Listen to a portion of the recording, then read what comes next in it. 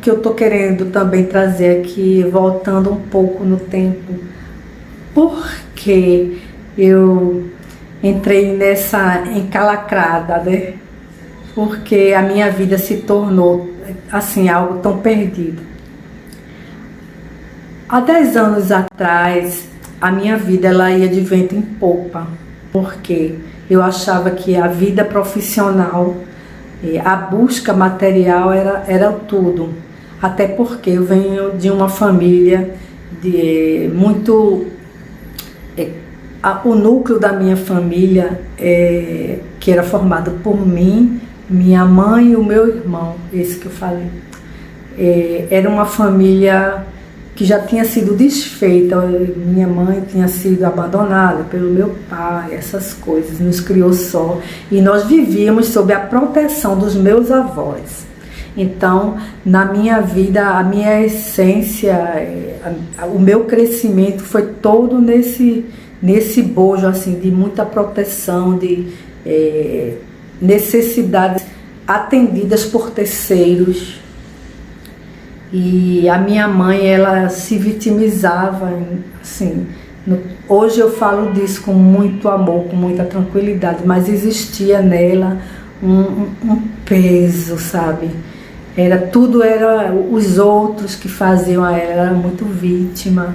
Ela vivia em termos de reatividade. Ela não era autora da própria vida, mas era uma pessoa muito boa, muito amorosa, mas levava muitas lapadas da vida por conta disso, de se sentir muito vítima da vida.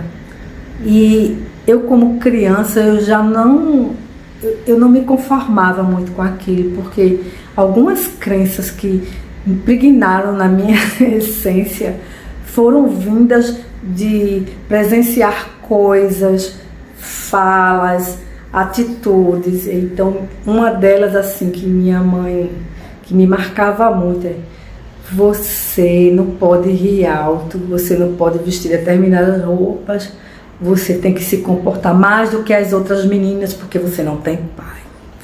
Aí ela jogava isso. E terrível. E eu era uma menina muito espantosa, assim. Eu gostava muito de brincar, de falar, de interagir. E até a minha risada, se fosse muito alta, minha mãe se incomodava. E depois eu vim entender, depois de muito tempo, porque algumas das minhas atitudes enquanto adulta, porque eu me retraía, porque eu recuava sempre quando a situação apertava muito. Então vinha tudo disso aí. Veio a roldão, né? Quando a gente fica adulto. Aí eu sei que existia muito forte essa questão do não merecimento, né? Porque isso é um não merecimento. Eu não mereço ser como as outras meninas. Eu não mereço ser uma menina, naquela época, dizer pra frentex. Por quê? Por quê? Por quê? Mas não tinha a quem fazer a pergunta, nem tinha quem me respondesse. Era a única resposta que existia. Você não tem pai, como se eu fosse culpada disso. Mas enfim, aí muitas dessas crenças, elas me limitaram bastante.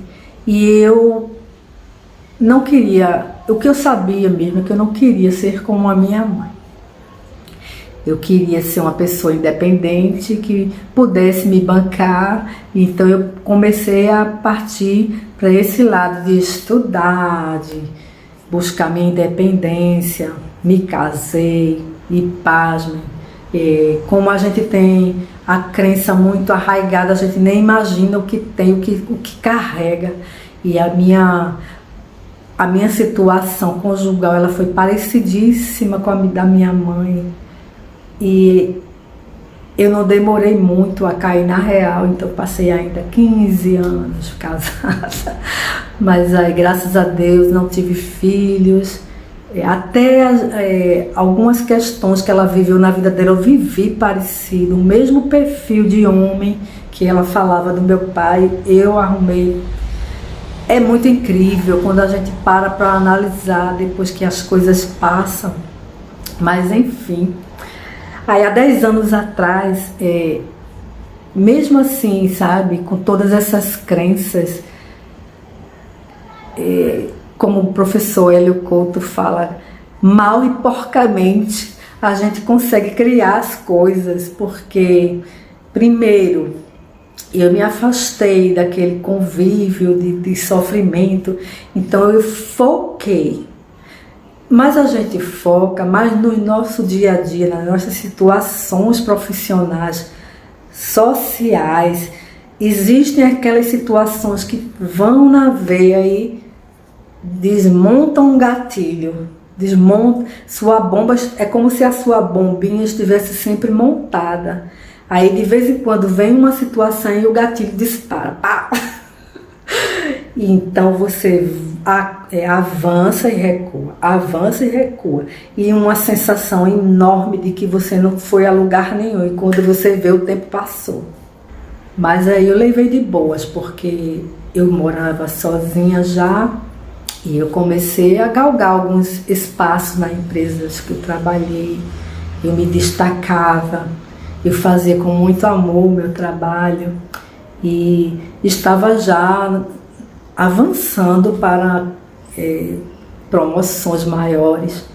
Aí, há 10 anos atrás, a minha mãe se viu numa situação, ficou sem o meu padrasto e começou a apresentar alguns problemas de saúde. As pessoas que conviviam com ela eram pessoas que começaram, como ela tinha essa característica de vitimismo, então ela atraía muito pessoas vampiras para o lado dela.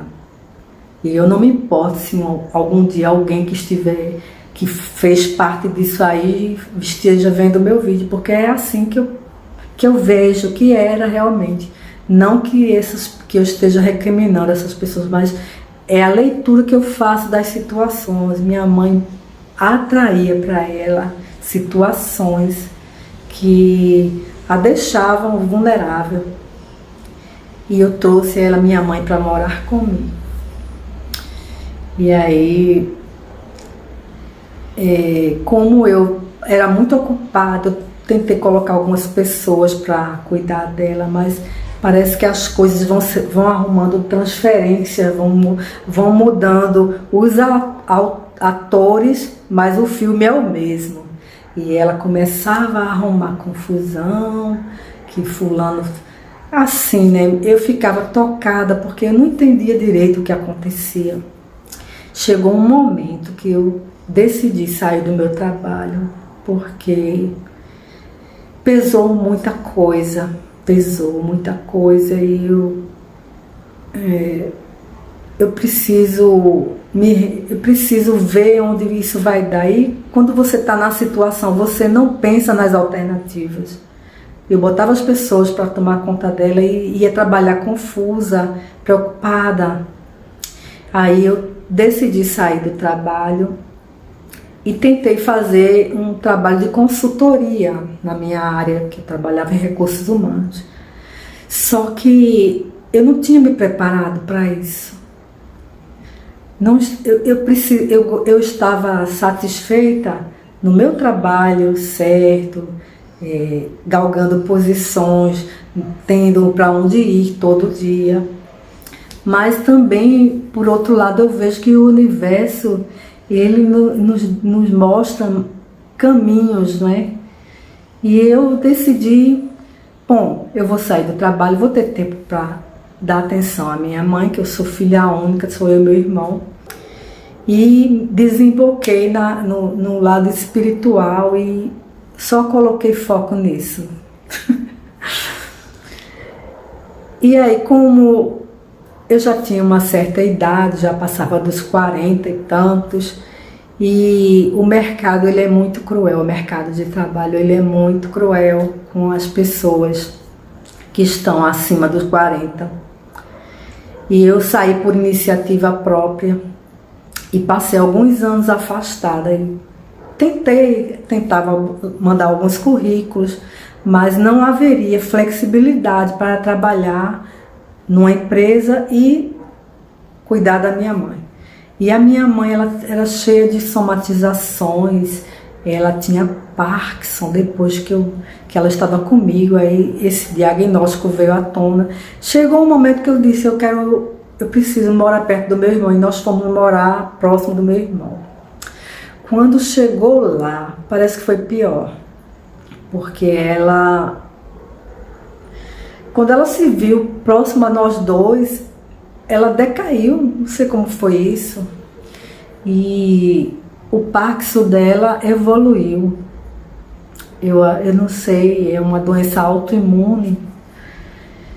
E aí a gente não conseguiu mais levantar minha mãe. E aí eu fui vendo a minha situação cada vez mais distante de me recolocar profissionalmente. Ela faleceu agora, em 2020. Inclusive, eu estava aqui, eu já tinha voltado para morar aqui. Tinha uma pessoa que cuidava dela, porque ela ficou numa situação que necessitava, ela perdeu todos os movimentos. E aí nós contratamos uma pessoa que ficava cuidando dela, e ela ficou lá próximo do meu irmão, que tinha um plano de saúde para ela. E eu voltei para o meu apartamento. E agora, em 2020, em plena pandemia, eu sem poder ir lá, minha mãe, eu acredito que na cabeça dela ela achou que eu havia abandonado. E quando ela desencarnou, eu não estava perto. E eu acho que isso foi muito impactante para ela, para a alma dela. Mas no dia do velório, uma prima que eu tenho que mora lá na Alemanha, essa minha prima ligou. E eu logo percebi que existia uma interferência. E me perguntando por que eu tinha abandonado ela, e chorando muito. E logo eu deduzi que era a alma da minha mãe tranquila, né? O apego, tudo ela colocava uma vitimização, assim. E então aconteceu esse fenômeno. Eu não disse nada para minha prima, mas eu identifiquei. E aí, em maio de 2022 agora, eu tinha isso preso em mim. Tinha isso preso e eu não ficava tranquila em imaginar que o espírito da minha mãe pudesse estar insatisfeito e preso a isto. Aí eu peguei um porta-joias que ela havia me dado, que ela bem lindo, colonial assim.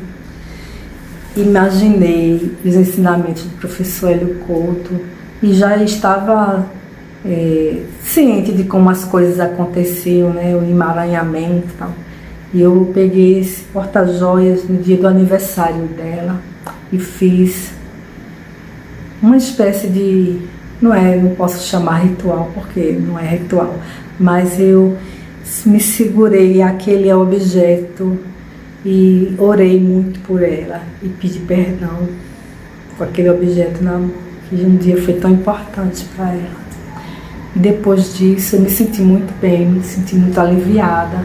E é quando a gente diz o que você ganhou com a ressonância. Tudo. Ganhei tudo, porque me trouxe uma clareza de como as coisas funcionam. Casa, carro, apartamento, é algo que é uma consequência de tudo, da nossa paz. É porque é na paz de espírito, é na tranquilidade que as coisas acontecem.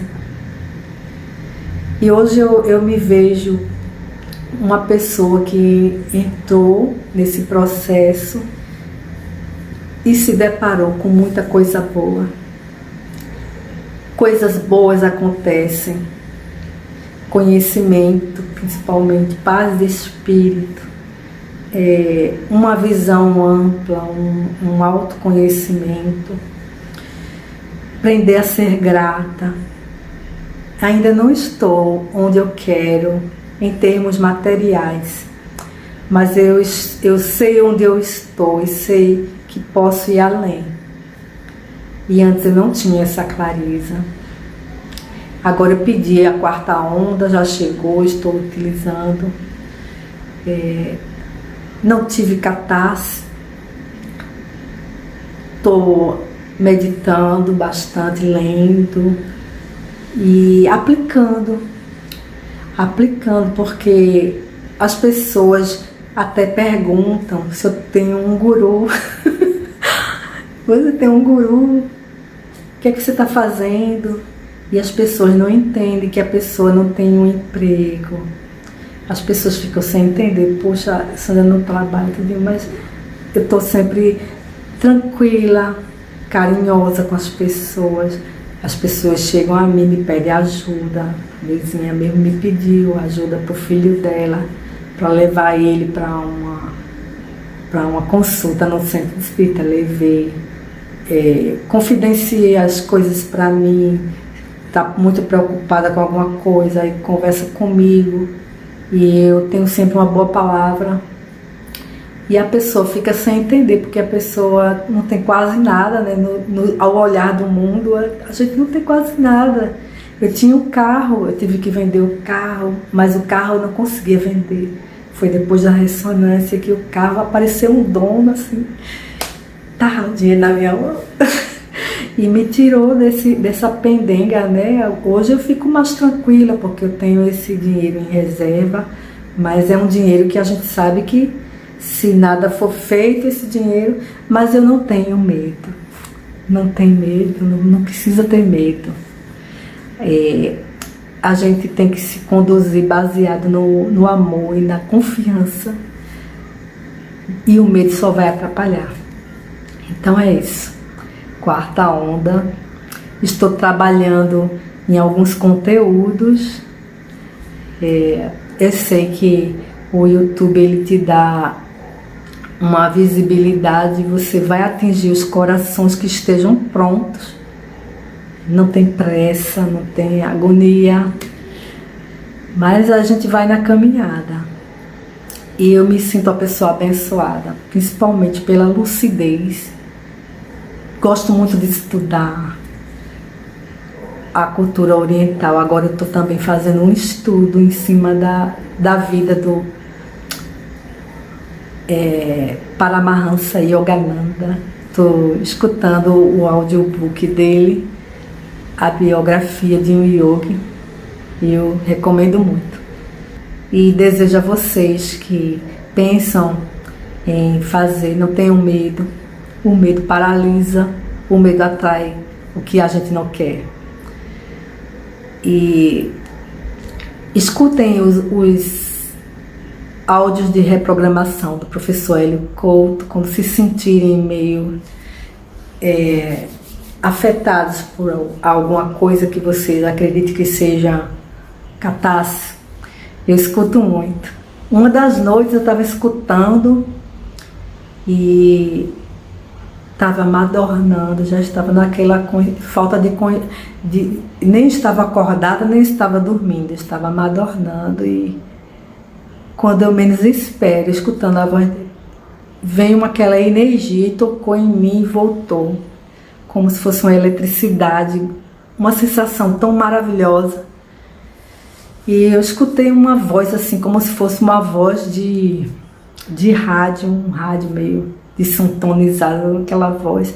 E eu até comentei, não vá, porque foi uma sensação tão boa, mas eu acho que durou poucas frações de segundos. É muito forte esse trabalho. Eu espero que vocês tenham gostado. Para mim é um grande prazer poder ajudar e trazer aqui a minha experiência. Fiquem todos com Deus. Amo vocês.